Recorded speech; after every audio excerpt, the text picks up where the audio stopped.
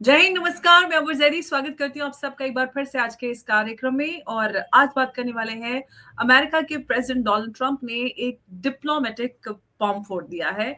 उन्होंने फ्रांस को directly threaten करते हुए कहा है कि अगर पेरिस ने बोर्ड ऑफ पीस इनिशिएटिव को सपोर्ट नहीं किया तो यूनाइटेड स्टेट्स जो है वो 200% टैरिफ हेल लगा देगा। लिटरली डबल टैक्स जो किसी भी ट्रेड रिलेशन को तबाह कर सकता है। और ये सिर्फ पब्लिक स्टेटमेंट नहीं था, ट्रंप ने अपने पर्सनल टेक्स्ट मैसेज को भी लीक कर दिया, जहां उसने इमैनुअल मैक्रोन को भेजे गए प्राइवेट मैसेज में टैरिफ थ्रेट साफ साफ लिया हुआ दिखाई दे रहा है।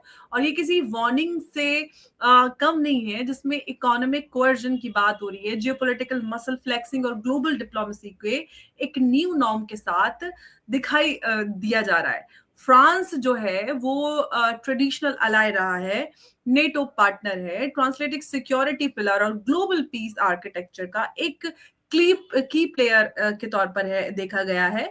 और उसे अब टैरिफ अल्टीमेटम फेस करना पड़ रहा है। तो ये बहुत बड़ा अपडेट है कि जिस तरह से डोनाल्ड ट्रंप थ्रेटन करते हुए नजर आ रहे हैं। और यहां से ये सिर्फ ट्रेड का सवाल नहीं है, बल्कि प्रिंसिपल ऑफ अलायंस, रिस्पेक्ट और डिप्लोमेटिक प्रोटोकॉल की का बड़ा सवाल निकल कर आता है। और इस थ्रेट के जो डायमेंशंस है वो चेक करने की यहाँ पर जरूरत आन पड़ती है। और ट्रंप जो हैं उन्होंने जो पीस इनिशिएटिव को जो रिफ्यूज किया, और फिर जो टैक्स जो पनिशमेंट है उसका जो अल्टीमेटम दिया है, वो भी एक क्लोज अलाय को ये सवाल खड़ा करता है। और इसी सवालों को डिबेट में शामिल करेंगे आज की। और इस चर्चा में हमारे साथ मौजूद है उमेश जी। उमेश जी, बहुत स्वागत है आपका। जय हिंद, नमस्कार। जय सिया राम अमर जी। जय सिया राम उमेश जी। उमेश जी, ये जो सब हो रहा है, डिप्लोमेटिक डिसएग्रीमेंट तो नहीं कह सकते उसको, बल्कि ये कहेंगे जो पावर पॉलिटिक्स है उसका जो एक डायनासोर चैप्टर यहाँ पर नजर आ रहा है, जहां पर अलायंस है, नॉर्म्स और ट्रेड रूल्स और इंटरनेशनल ट्रस्ट सबका जो बड़ा वाला इम्तिहान चल रहा है। इतनी हलचल जियोपॉलिटिक्स में कभी नहीं आई होगी जो हम आज के इस दौर में देख रहे हैं, खासतौर से जब से प्रेसिडेंट ट्रंप एक बार फिर से आए हैं। तो ये जो एक सिटिंग प्रेसिडेंट को इस तरह से ये बिहेवियर करते हुए और एक अलायंस को इस तरह से थ्रेट करते हुए इस तरह का मैसेज भेजना, थ्रेट भेजना, क्या दर्शाता है? कि क्या एक हक दिखाने की कोशिश कर रहे हैं, या फिर ग्लोबल ट्रेड नॉर्म्स जो है उनका एकदम ब्लेटेंट वायलेशन इसको कहना चाहिए? देखिए, ट्रम्प जो है इंटरनेशनल नॉर्म्स एंड कन्वेंशंस की धज्जियां उड़ा रहे हैं। उन्होंने कुछ दिन पहले कम से कम 66 इंटरनेशनल ऑर्गेनाइजेशन से अमेरिका को बाहर निकाल दिया। अभी उन्होंने बोर्ड ऑफ पीस एक तरह से ऑर्गेनाइजेशन बनाने की कोशिश कर रहे हैं, जिसमें उन्होंने कम से कम 60 नेशंस को इनवाइटी भेजा है। और उसमें भी अगर आपको परमानेंट मेंबरशिप चाहिए, आपको $1 बिलियन देने पड़ेंगे। और इसके अंदर जो बोर्ड ऑफ पीस है, ये एक तरह से ट्रांसनेशनल बॉडी रहेगी, जिसमें इसके एग्जीक्यूटिव और चेयरमैन जो रहेंगे वो डोनाल्ड ट्रंप रहेंगे। उसमें इन्होंने जो मेंबर्स बताए हैं, जो इनिशियली अपॉइंट किए हैं, उसमें US secretary of state Marco Rubio है, US special envoy Steve Witkoff है, जैरेड कुशनर है, इनके बिलियनर फ्रेंड मार्क रोवन है, अजय बंगा जो वर्ल्ड बैंक के डायरेक्टर है वो है, फिर बाद में टोनी ब्लेयर जो एक थिंक टैंक चलाते हैं वो भी है, और रॉबर्ट गैब्रियल जूनियर भी है। तो ये सब चीज बताता है कि ट्रंप एक ट्रांसनेशनल जो ऑर्गेनाइजेशन बनाना चाहते हैं, जिसमें अमेरिकन सेंट्रिक वो इंटरेस्ट को साधना चाहते हैं। और इसमें बताया जाता है कि इसके अंदर जो रहेंगे प्राइवेट मनी, प्राइवेट कॉरपोरेशंस भी इन्वॉल्व होने वाले हैं। अब फ्रांस के ऊपर इन्होंने स्पेसिफिकली फ्रांस को ही क्यों चुना, ये एक तरह से सोचने वाली बात है। इन्होंने बोला कि 200% मैं टैरिफ लगाऊंगा फ्रांस के ऊपर। और इसका मतलब ये है कि फ्रांस जो है नेटो छोड़ने की तैयारी कर रहा है। फ्रांस ने यहाँ तक बोल दिया है कि हम जो अमेरिकन बेसेस जो रहेंगे यूरोप में, उसको हम बंद कर देंगे। और रिटेलिएटरी टैरिफ के ऊपर भी सबसे ज्यादा जो वोकल रहा है वो फ्रांस रहा है। France is the only nation in NATO apart from UK and USA जिसके पास न्यूक्लियर वेपन्स है, खुद का मिलिट्री इंडस्ट्रियल कॉम्प्लेक्स भी है। उसको अमेरिका के वेपन्स की जरूरत नहीं है। तो कहीं ना कहीं फ्रांस एक तरह से इंडिपेंडेंट है और अमेरिका का ऑल्टरनेटिव भी है। और इस साल G7 की प्रेसिडेंसी फ्रांस के पास है। Macron will be hosting the G7 presidency, और इसके अंदर वो एक तरह से भारत और बहुत सारी कंट्रीज को इनवाइट कर रहे हैं। बीच में उन्होंने ये भी बोला है कि G7 और ब्रिक्स को एक तरह से मिंगल कर देना चाहिए और साथ में मिलके नया वर्ल्ड ऑर्डर बनाना चाहिए। और ये भी देखिए, जो फ्रांस है भारत के साथ डिफेंस एग्रीमेंट साइन करता जा रहा है। पहले उन्होंने 65,000 करोड़ में 26 राफेल मरान बेचे थे। फिर बाद में हमने उनके साथ 61,000 करोड़ का साफरान की इंजन, एमका के इंजन की डील साइन की है। अभी बात हो रही है कि 3,25,000 करोड़ की रफाल जो मल्टी रोल कॉम्बैट एयरक्राफ्ट है वो भारत ने उन फ्रांस को दे दिया है। उसके बाद स्कॉर्पियन जो सबमरीन है वो भी हम फ्रांस से ले रहे हैं। तो कहीं ना कहीं आप ये देखिए कि भारत के डिफेंस मार्केट को अमेरिका कैप्चर करना चाहता था, जिसको फ्रांस ले चुका है। क्योंकि फ्रांस अपने वेपन्स जो बेचता है विदाउट एनी कंडीशन बेचता है। फ्रांस के वेपन्स महंगे रहते हैं, पर फ्रांस को कोई मतलब नहीं है आप कैसे यूज करो। अमेरिका के वेपन्स भी महंगे रहते हैं, पर अमेरिका उसके ऊपर कंडीशन डालता है। इसके कारण आप ये देख रहे हैं कि प्रॉब्लम चालू हो चुके हैं। सेकेंड सबसे बड़ी बात है कि जो नेटो को बोल के उन्होंने 2% से 5% कराया उन सबके डिफेंस बजट, कहीं ना कहीं फ्रांस इससे भी नाराज है। और अब वो देखिए कि नेटो कंट्रीज जो है अभी वो आउटसाइड द नेटो भी वेपन सिस्टम देख रहे हैं। जैसे फ्रांस खुद जो है भारत का ATGS जो आर्टिलरी गन है वो देख रहा है, Pinaka multi barrel rocket launchers देख रहा है। तो कहीं ना कहीं डोनाल्ड ट्रंप जो है फ्रांस से गुस्सा हो चुके हैं। और मेरा ये मानना है अगर ऐसा ही चलता रहा, मैक्रोन का फ्रांस के अंदर एक सत्ता परिवर्तन भी करवा सकते हैं डोनाल्ड ट्रंप। और भूलना नहीं चाहिए मैक्रोन को कि पिछले साल पेरिस और बहुत सारी जो सिटीज है फ्रांस में, मार्सेल है, सब जल रही थी। वहां पर भी राइट्स हुए थे। तो कहीं ना कहीं बताया जाता है कि जब भी फ्रांस एंटी यूएस स्टैंड लेता है, फ्रांस के अंदर राइट्स चालू हो जाते हैं, इंटरनल राइट्स। तो ये सब चीज बताती है कि जो बोर्ड ऑफ पीस है उसको फ्रांस ने ज्वाइन करने से मना कर दिया है, क्योंकि वो अमेरिकन सेंट्रिक वर्ल्ड ऑर्डर का पार्ट नहीं बनना चाहता। और फ्रांस के ऊपर लेकिन एक निशी फ्रांस पे यही बात जो फ्रांस ने यहाँ से हमने इमैनुअल मैक्रोन का जो स्टेटमेंट आया था उसमें हमने जो पिछला शो किया था उसमें भी इस बात को लिया था कि फ्रांस खुलकर एकदम आ गया है इस पूरे मुद्दे पर। लेकिन अब बात ये है कि ट्रंप ने जो पर्सनल टेक्स्ट मैसेजेस हैं उनको लीक किया है, और ये जो उनकी उनकी हरकत कहनी चाहिए, ये उन्होंने करके जो डिप्लोमेटिक प्रोटोकॉल्स होते हैं उसको क्या मैसेज दिया है कि आप एक एलाई के साथ जो प्राइवेट कम्युनिकेशन है उसको इस तरह से ओपनली वेपनाइज करेंगे, तो क्या मैसेज जा रहा है? देखिए, ट्रूथ सोशल पे अगर ट्रम्प की अगर ट्वीट देख ले तो उन्होंने सिर्फ फ्रांस के जो राष्ट्रपति है उनके प्राइवेट मैसेज भी लीक किए हैं। उसके बाद उन्होंने नेटो के जो जनरल सेक्रेटरी है मार्क रूटे, उनका भी मैसेजेस उन्होंने लीक किया है। और उन्होंने अपने ट्रम्प सोशल पे जो कार्टून शेयर कर रहे हैं, जो पिक्चर शेयर कर रहे हैं, एक तरह से वो यूरोपियन यूनियन को सबसर्विएंट बताते हैं। देखिए, उन्होंने जिस हिसाब से ये जो मैसेजेस लीक हुए हैं, फ्रांस एक तरह से ईरान के अंदर भी सत्ता परिवर्तन के लिए, रेजिम के लिए, चेंज के लिए रेडी था। बट उसने बोला है कि ग्रीनलैंड छोड़ दीजिए। कहीं ना कहीं अमेरिका जो है वो ग्रीनलैंड से मानने वाला नहीं है। और आगे जाके मेरा मानना यह है कनाडा के ऊपर भी प्रॉब्लम आ सकता है। अब कहीं ना कहीं आप ये भी देखिए कि सारी कंट्रीज को बुला रहा है कि बोर्ड ऑफ पीस में आ जाओ। अगर आप नहीं आए तो मैं आपके ऊपर एक्सटेंडेड सैंक्शंस लगा दूंगा।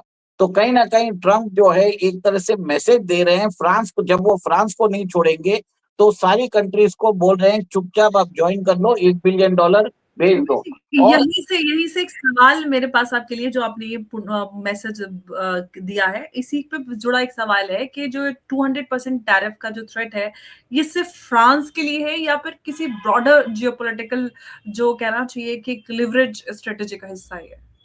देखिए, सिंपल सा चीज है, न्यू वर्ल्ड ऑर्डर बनाना है, जल्दी बनाना है, गाजा को साफ करना है, वहां पर जेरेड कुशनर को वाटर फ्रंट प्रॉपर्टी देनी है, दामाद को खुश करना है ना। तो अब वहां पर ऐसे ही है कि ट्रम्प जो है नया वर्ल्ड ऑर्डर भी बनाना चाहते हैं। वहां पे जितने भी जो कॉन्फ्लिक्ट जोन्स है, जितने भी यूएस जो समझता है कॉन्फ्लिक्ट जोन्स, वहां पे अमेरिका इंटरवीन करेगा। अगर कोई नहीं माना तो उसको उठा लिया जाएगा। अगर ज्यादा मस्ती करते हैं तो उसके ऊपर सैंक्शन लगा देंगे। वहां पे इंटरनल अनरेस्ट चालू कर देंगे, अगर आप हमारी बात नहीं मानोगे तो हम आपके ऊपर टैरिफ लगा देंगे। और इसके अंदर मेरा ये मानना है कि वर्ल्ड के अंदर एक तरह से अमेरिका की ये ओपन दादागिरी आ गई है। जो काम अमेरिका कोवर्ट वे में करना चाहता है, अब अमेरिका बोल रहा है कि मैं ओपनली करूंगा। एक चीज मेरा ये मानना है कि भारत को तो ये बोर्ड ऑफ पीस में ज्वाइन होना भी नहीं चाहिए, क्योंकि कल ट्रम्प सोच बोल देंगे कि जो कश्मीर है वो एक डिस्प्यूटेड टेरिटरी है। मेरे पास पाकिस्तान आया, मुनीर ने बोला कि पाकिस्तान भी कश्मीर हमारा भाग है, तो कहीं ना कहीं वो कश्मीर के इश्यू को भी वैसा ही कर लेंगे, क्योंकि वो एक जो रेफरेंस दे सकते हैं कि 1948 में इंडिया ही आया था यूनाइटेड नेशन सिक्योरिटी काउंसिल, उसका बहाना लेके वो उसको एक तरह से डिस्प्यूटेड टेरिटरी करके कश्मीर में भी इंटरवेंशन करवाने की बात कर सकते हैं। देखिए, जो आदमी जो है ओपनली बोल रहा है कि मैं सूडान के अंदर जो प्राइवेट एरिया है उसको मैं कब्जा कर लूंगा और मेरे प्राइवेट फर्म्स को मैं वो लोग देखेंगे, तो कहीं ना कहीं कश्मीर में भी लिथियम के रिसोर्स मिले हैं, रेयर अर्थ मिनरल्स मिले हैं। सारा जो झगड़ा है रेयर अर्थ मिनरल्स के ऊपर ही है। नहीं तो अमेरिका ग्रीनलैंड में कोई इंटरेस्ट नहीं रखता। अमेरिका ने वेनेजुएला के अंदर $25 ट्रिलियन के रिसोर्स उसके हाथ में आ गए। ग्रीनलैंड के अंदर भी एस्टिमेटेड है कम से कम 10 से 15 ट्रिलियन डॉलर्स के रिजर्व है। उसके बाद आप देखिए ईरान के अंदर भी गैस और ऑयल रिजर्व है। भारत के अंदर भी आप देखिए कश्मीर जो है वहां पर लिथियम के रिजर्व मिले हैं और भी रेयर अर्थ मिनरल्स मिले हैं। तो जहां पर भी रेयर अर्थ मिनरल्स मिल रहा है, अमेरिका उसको डिस्प्यूट ना होते हुए भी डिस्प्यूटेड टेरिटरी या कंटेस्टेड टेरिटरी बता के उसको एक तरह से अपने कब्जे में करने की कोशिश कर रहा है। ये हर जगह कर रहा है, ये पैटर्न ऐसा नहीं है कि इधर रिपीटेड नहीं है। ये भी देख लीजिए कंबोडिया जी, और थाईलैंड के बीच में क्या हो रहा है अभी। जो म्यांमार के अंदर जो कच्चिन प्रोविंस है, जिसके अंदर जो बताया जाता है कि अमेरिका जो चाइना है 80% high rare earth elements Kachin province से लेता है, वहां पर उन्होंने कच्चिन लिबरेशन आर्मी को सपोर्ट कर रहे हैं। और वो डायोस्प्रियन और जो बाकी जो रेयर अर्थ मिनरल्स है उसकी सप्लाई उन्होंने चाइना को बंद कर दी है।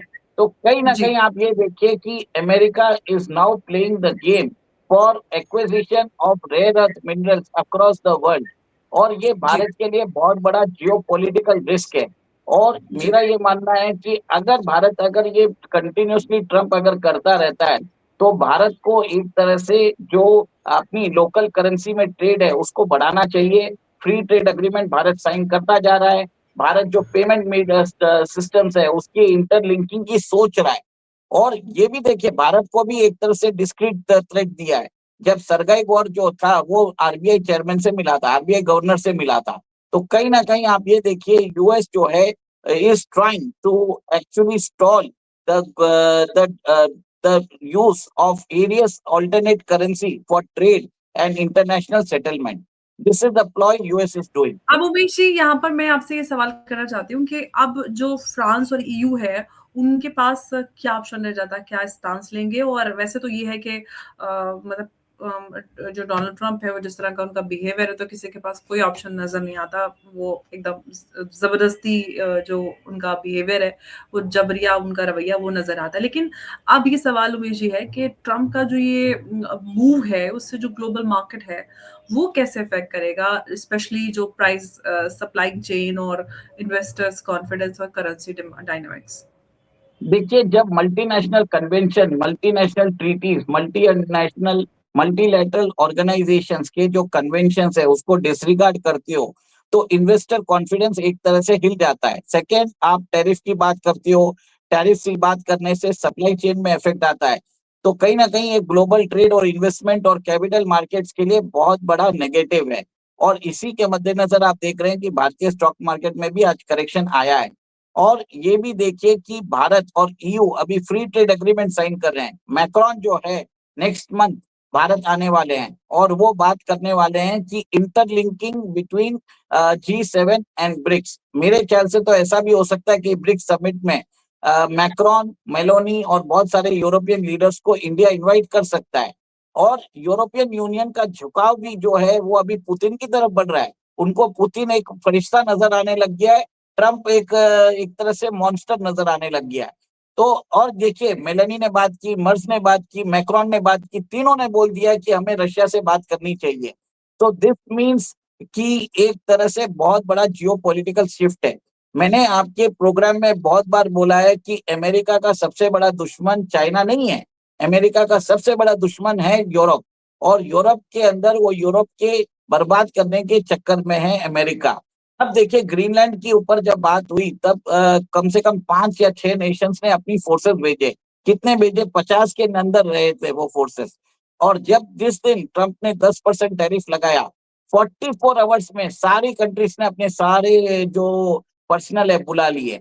और अब बात हो रही है कि मार्क रूटे जो है बीच में इंटरवीन कर रहे हैं और एक तरह से हॉनरेबल सेटलमेंट लेने की बात कर रहे हैं। मतलब यूरोपियन यूनियन जो फ्रांस को छोड़ के बाकी पूरा यूरोपियन यूनियन ट्रंप के सामने नतमस्तक हो गया है। और ट्रंप ने एक फोटो भी शेयर की है जिसमें वो एक टेबल के पास बैठे हैं और बाकी तरफ सारे यूरोपियन लीडर्स बैठे हैं। तो कहीं ना कहीं वो सिग्नल दे रहे हैं कि मैं यहाँ पे बॉस हूँ। तो ये जो पोस्टरिंग होता है ना अंबर जी, दिस शोज कि ट्रंप जो है फ्रांस को पनिश करेंगे। और अगर मैक्रोन नहीं मानते हैं तो फ्रांस के अंदर इंटरनल राइट्स चालू हो जाएंगे। कोई भी चार्ली हेब्डो जैसा कोई इंसिडेंट करके फ्रांस की जो सिटीज है वो जलती रहेंगी और वहां पर दूसरी सरकारों को एक तरह से बढ़ावा दिया जाएगा। The problem with democratic regime is Trump चाहे तो वहां पर सत्ता परिवर्तन करवा सकता है। और जी, वेनेजुएला में देखिए, जब उन्होंने जो वेनेजुएला के राष्ट्रपति को उठाना मतलब ऐसा है कि कहीं ना कहीं उनको किसी ने कि अमेरिका ने वहां पर किसी के साथ डील की होगी। नहीं तो आप सोचिए S-300 सिस्टम होते हुए भी वो इनइफेक्टिव थे, कोई उसको यूज नहीं कर रहा था। तो जी। इसका मतलब है कि अमेरिका जो है फ्रांस के अंदर भी वो काम कर सकता है और बाकी यूरोपियन नेशंस तो एक हुँ, एक तरह जी। से जो है अमेरिका के सामने झुक चुके हैं। बिल्कुल।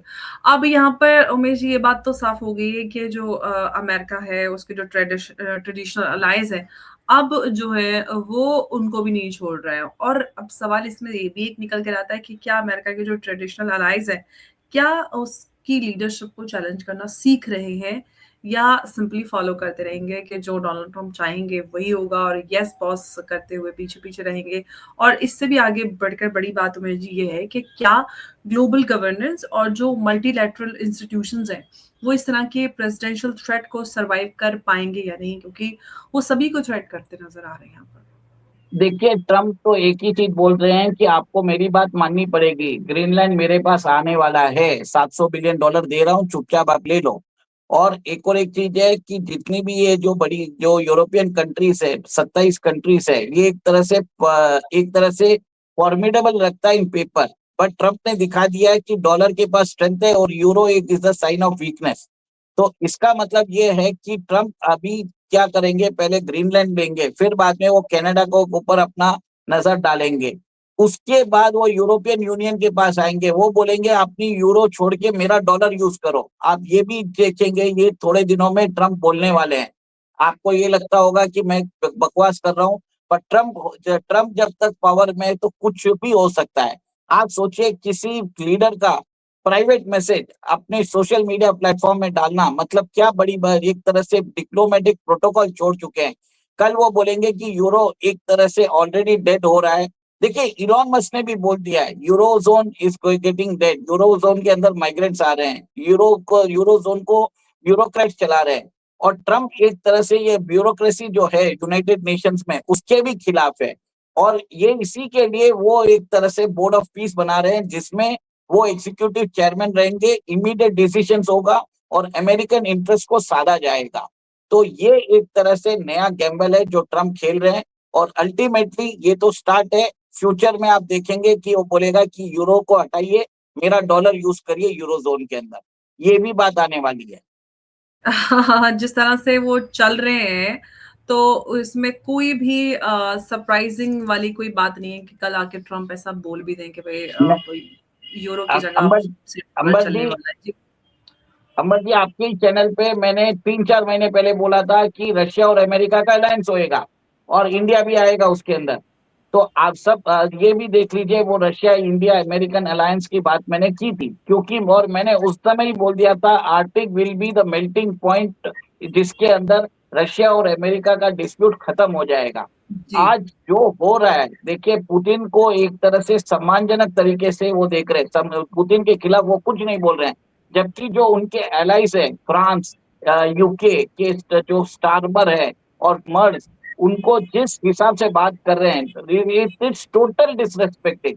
सोचिए यूक्रेन का राष्ट्रपति आता है तो उसको वहां पे जलील किया जाता है कि आप सूट में क्यों नहीं आए, रामाफोसा को जलील किया जाता है।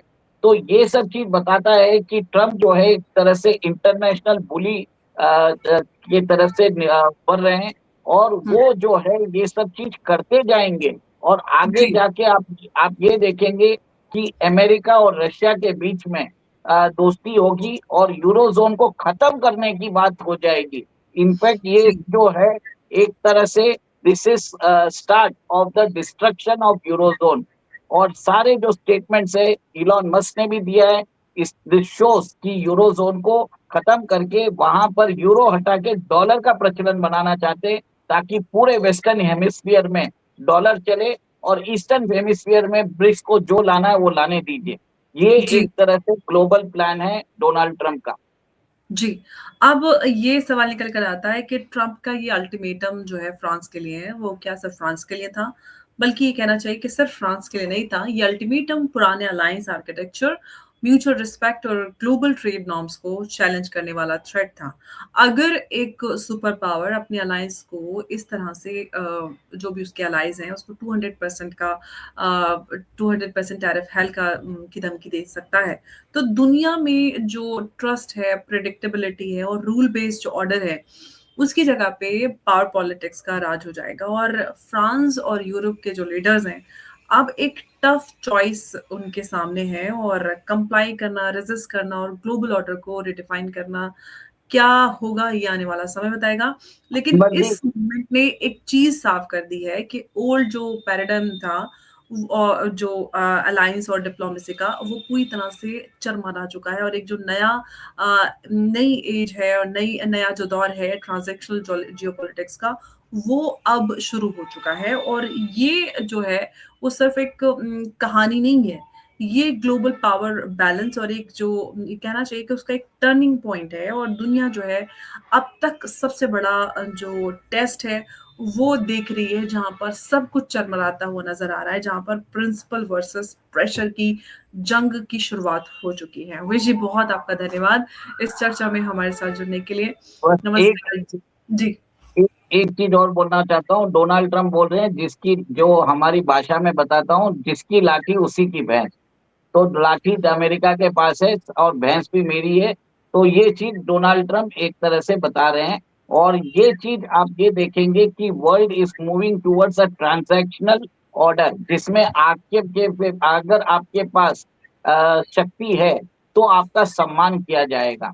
दिस इज बिल्कुल। What Donald Trump is saying. And जो जो पुरानी बॉडीज है जैसे यूएनओ है या डब्ल्यूटीओ है या G7 है या G20 है, ट्रम्प सबका एक तरह से अनादर कर चुके हैं। G7 के अंदर तो जब मर्जी आए वो निकल के भी आ जाते हैं।